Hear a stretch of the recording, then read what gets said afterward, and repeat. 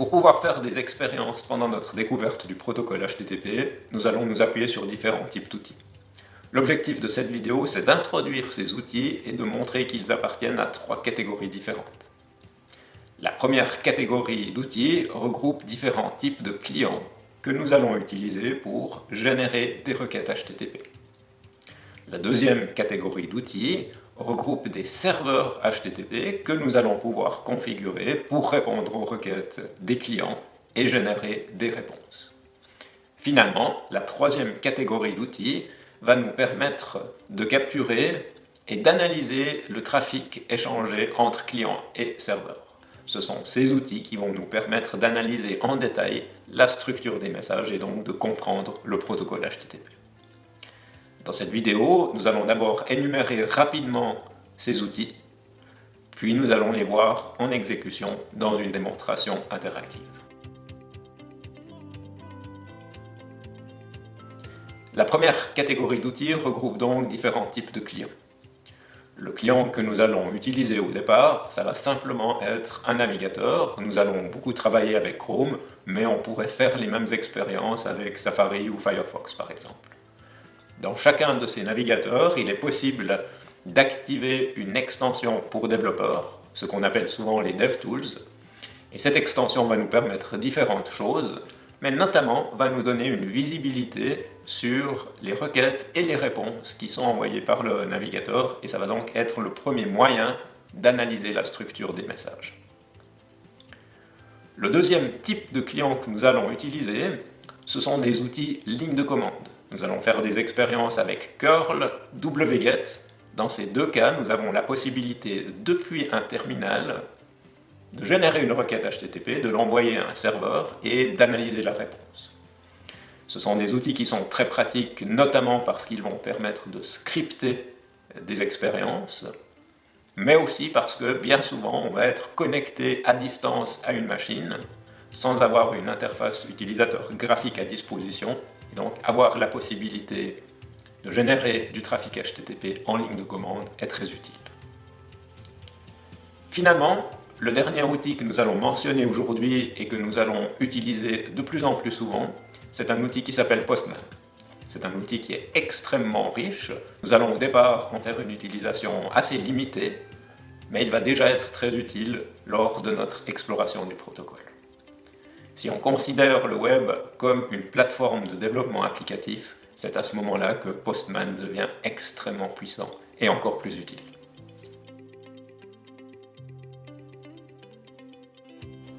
La deuxième catégorie d'outils va nous permettre de recevoir des requêtes HTTP émises par un client, de les traiter et de renvoyer une réponse. Elles vont donc nous fournir un serveur HTTP. Nous aurions différentes possibilités pour installer et exécuter un serveur HTTP sur notre machine, mais la solution que nous recommandons vivement, c'est d'utiliser Docker pour cela. Il existe en effet de nombreuses images Docker fournies par la communauté que nous allons pouvoir utiliser pour très rapidement et très facilement exécuter un serveur HTTP dans un container. Non seulement nous allons pouvoir faire cette utilisation très rapidement, mais en plus nous allons pouvoir archiver, versionner la configuration du serveur et donc la réutiliser ou la mettre à disposition d'autres personnes pour que ces personnes puissent refaire leurs expériences.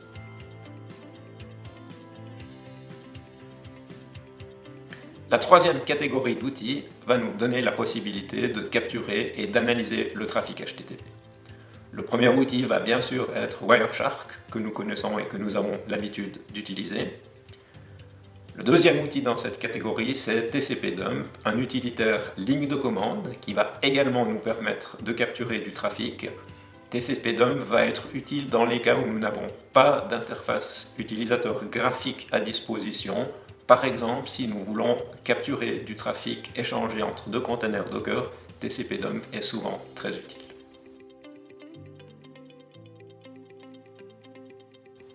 Finalement, un outil que nous allons utiliser très souvent, que nous avons déjà vu dans d'autres contextes, qui est très simple et très puissant, cet outil, c'est Netcat.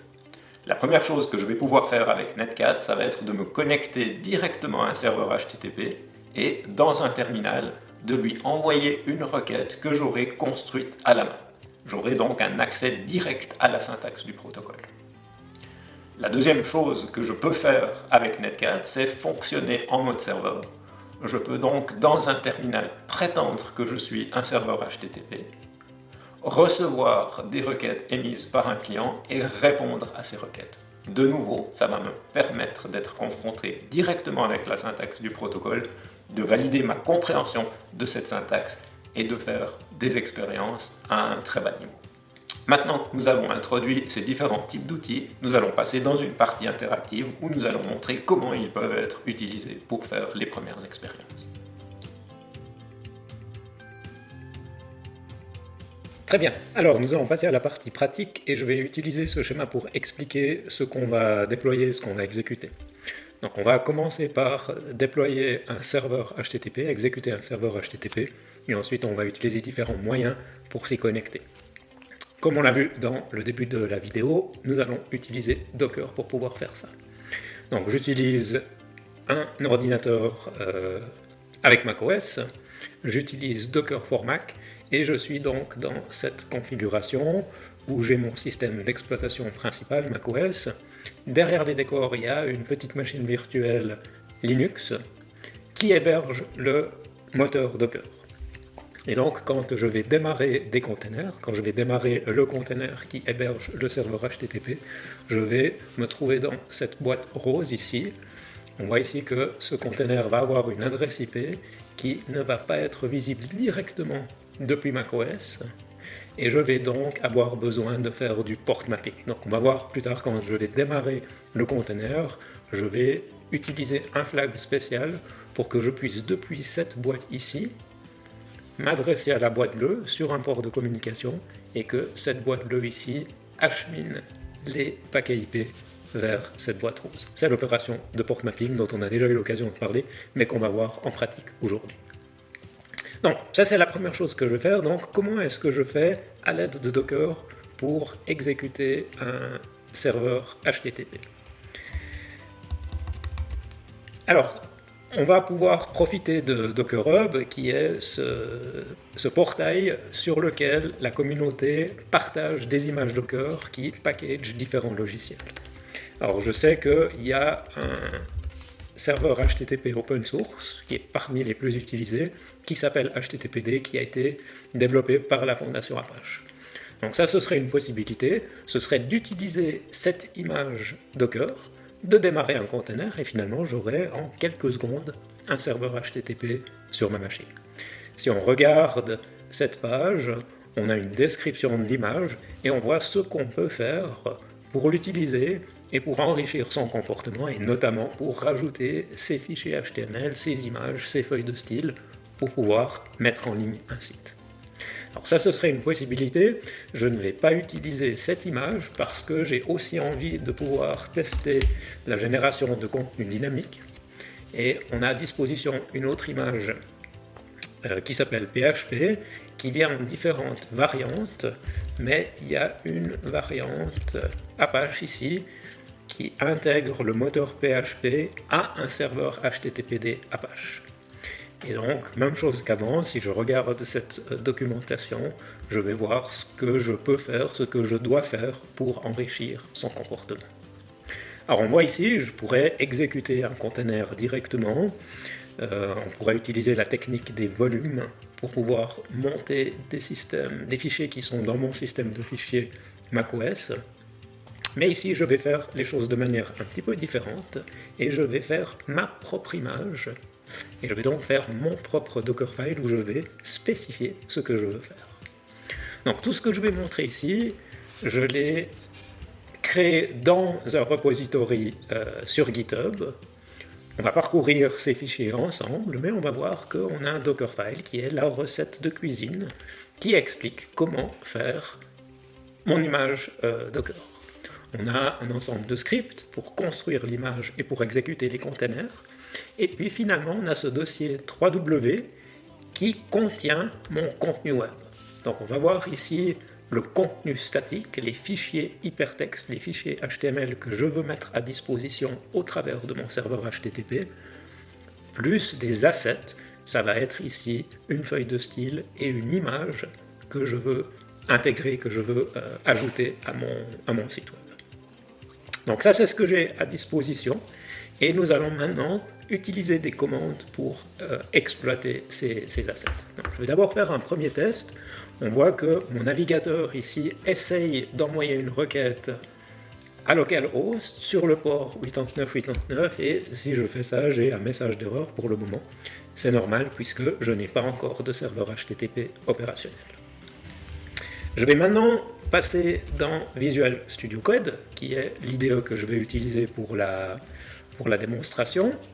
Et sur ma fenêtre, j'ai plusieurs parties. J'ai ici une vue sur les fichiers, donc j'ai cloné le repo qu'on vient de voir. Donc j'ai sur ma machine ces fichiers à disposition. On retrouve le Dockerfile, les scripts et le contenu web. Et puis j'ai ici un terminal que je vais pouvoir utiliser pour exécuter les commandes. Première chose, regardons le Dockerfile. On voit ici ma recette de cuisine, elle est très simple. Ce que je dis, c'est que je vais utiliser comme base l'image PHP en version 7.2 et je vais utiliser la variante Apache, donc qui intègre le serveur HTTPD de Apache. En plus de cette image, en plus de tout ce que j'ai à disposition, je vais rajouter ici quelques packages. Je vais rajouter Vim, ce qui me permet, si je fais des tests, d'éditer les fichiers directement quand je suis à l'intérieur du container. TCP-dump, dont on a parlé avant, qui va me permettre de faire de l'analyse de trafic à l'intérieur du container. Netcat, que je vais pouvoir utiliser pour établir la communication avec un serveur depuis le container. Et puis NetTools, qui contient différents utilisateurs, mais notamment si j'ai besoin de connaître la liste des interfaces qui sont à disposition dans mon container, je vais avoir besoin des commandes qui sont dans ce package. Finalement, la dernière chose que je vais faire, c'est copier le contenu du dossier local 3W et je vais le mettre dans le file system de l'image, dans ce chemin d'accès. Alors pourquoi je le mets ici? C'est parce que je sais que le serveur HTTPD de Apache, dans cette image, est configuré pour aller chercher le contenu du site web à cet endroit. Donc ici, je ne peux pas mettre n'importe quoi, ça doit correspondre à la manière dont Apache a été configuré, et c'est là où si vous utilisez l'image HTTPD ou si vous utilisez l'image PHP, vous pouvez avoir des layouts et des configurations qui sont un peu différentes. Mais ça, c'est documenté sur la page qu'on a vue avant, donc j'ai pas dû me creuser la tête ou faire des explorations très compliquées pour connaître ça, il a suffi de lire la documentation de l'image. Donc ça, c'est ma recette de cuisine. Ce qu'on va faire dans un premier temps, c'est utiliser la commande docker build pour exécuter cette construction. Docker va parser le Dockerfile, exécuter les commandes et construire mon image. Alors, je vais ici exécuter la commande. On voit que chez moi, ça allait très vite parce que j'ai déjà exécuté la commande, donc l'image de base a déjà été téléchargée, je l'ai à disposition sur ma machine, et puis l'installation des packages supplémentaires avec apt-get a déjà aussi été faite, donc je peux réutiliser ces couches, et j'ai pas besoin de réexécuter ces commandes qui, chez vous, vont prendre un peu de temps la première fois. Deuxième chose, je vais maintenant pouvoir exécuter démarrer un container avec la commande docker run. J'ai plusieurs possibilités. Si je regarde ici les options que j'avais utilisées, -D c'est pour dire que je démarre en arrière-plan pour récupérer la liste de commande. -P c'est le port mapping. C'est là où je dis à l'intérieur de mon container, j'ai un processus qui écoute sur le port 80. À l'extérieur, donc sur cette machine virtuelle qui héberge le moteur Docker, je vais accepter des requêtes des clients sur le port 89.89. Assez souvent, on a la même valeur sur ces deux ports. Là, j'ai fait exprès d'utiliser des valeurs différentes pour bien montrer que dans certains cas, on s'adresse à cette boîte bleue sur le port 89.89. Mais ensuite, les paquets sont transmis sur cette boîte rose sur le port 80. Donc c'est vraiment important de toujours bien comprendre où on en est dans ces analyses trafic. Donc, je vais maintenant venir sur le terminal. Je vais faire un docker ps pour vérifier que pour le moment, je n'ai pas de container qui tourne. Et puis, en exécutant mon script, on voit que j'ai reçu ici un hash, c'est l'ID du conteneur qui a été créé. Si je fais un docker ps, on voit que ici, j'ai... Alors, on va ouvrir ça. On voit ici que j'ai bien un conteneur qui a été démarré et j'ai le port mapping du port 89 vers le port 80. Donc en principe, si j'ai fait ça, j'ai un serveur HTTP qui tourne sur ma machine à l'intérieur d'un conteneur et je vais pouvoir l'utiliser. Alors on va vérifier ça tout de suite. Je vais revenir dans mon navigateur. Je vais cliquer sur Entrée et magie, je suis en train de parler à un serveur HTTP. Donc on voit ici qu'on a un message de bienvenue, on a deux liens hypertextes, un lien vers une page statique, un lien vers une page dynamique. Cette page ici, c'est la page qui est décrite ici, où on voit ici qu'on a du code HTML qui est ici affiché dans le navigateur. On voit ici les deux exemples de liens hypertextes avec les balises A et l'attribut href qui pointent vers la cible. Je peux donc cliquer sur ce lien, on voit que j'arrive sur une page, le style a changé, donc on voit qu'il y a effectivement une feuille de style qui intervient, et on voit qu'il y a un problème ici, on devrait avoir une image, mais on voit qu'elle ne s'est pas affichée correctement. On va utiliser ensuite les Developer Tools de Chrome pour analyser ce problème, le résoudre et reconstruire une image. Je vais revenir sur la page principale, et puis on voit ici qu'on a une deuxième page. C'est une horloge internet, donc on me dit ici qu'il est 15h06 et 2 secondes. Si je fais un refresh, on voit que l'heure a été mise à jour. Donc on voit ici que quand on utilise HTTP pour parler avec un serveur HTTP, dans certains cas, ce serveur va simplement nous retourner des fichiers qu'il a dans son file system, mais dans certains cas, il va faire des calculs et il va nous renvoyer le résultat de ces calculs dans du code HTML. Je vais revenir sur ma page, je vais revenir sur la page HTTP et on va essayer maintenant de résoudre ce problème d'affichage de l'image. Alors pour pouvoir analyser le problème, je vais utiliser cet outil dont on a parlé avant qui s'appelle les Developer Tools. Alors je vais ouvrir cette fenêtre ici. J'ai choisi ici de conserver le log et de désactiver le cache. Si je fais un refresh, on voit ici les requêtes HTTP qui ont été envoyées du client vers le serveur et qui ont été traitées.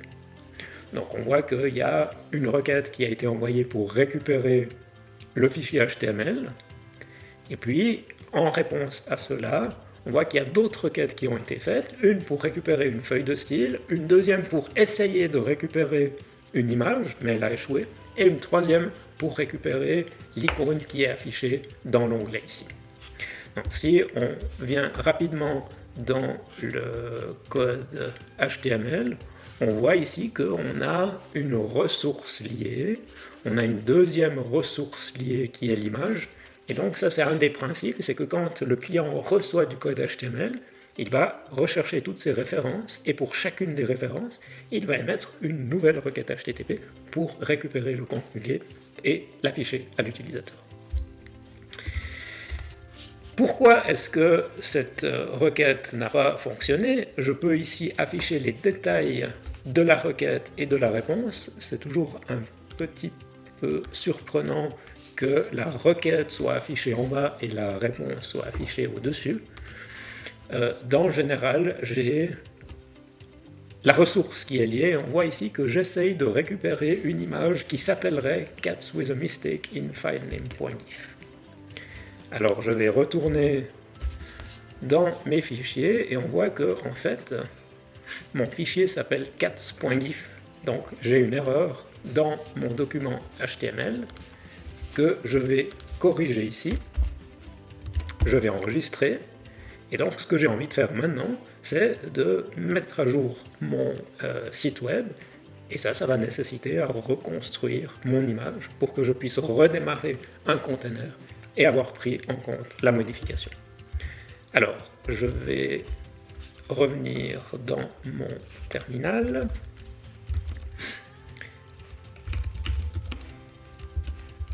je vais tuer mon container HTTP. Donc si ici je fais un refresh, je n'ai plus de réponse. Et puis si je fais un build image pour reconstruire mon image, donc on voit ici qu'il a réutilisé beaucoup de choses. Par contre, l'opération de copie des fichiers web, ça il a dû le refaire, puisque certains des fichiers ont été modifiés. Je vais pouvoir exécuter mon container, et cette fois-ci, si je fais un refresh, on voit que cette fois-ci, j'ai bien 4 requêtes qui ont été faites, et cette fois-ci, l'image est récupérée correctement. De nouveau, on a ici un moyen de récupérer, d'analyser le détail des messages HTTP. Alors dans cette vidéo, on ne va pas encore décrire la signification de tous ces éléments, mais tous ces éléments ici représentent la syntaxe des requêtes et des réponses HTTP. Donc c'est ce qu'on va étudier dans les prochaines vidéos. Donc on a vu ici le moyen de démarrer un container, on a vu le moyen d'interagir avec ce container et le serveur HTTP qui tourne à l'intérieur en utilisant Chrome. On va maintenant continuer et aller regarder ce qui se passe quand on est connecté à l'intérieur du container et voir comment on peut utiliser des outils lignes de commande pour interagir avec le serveur.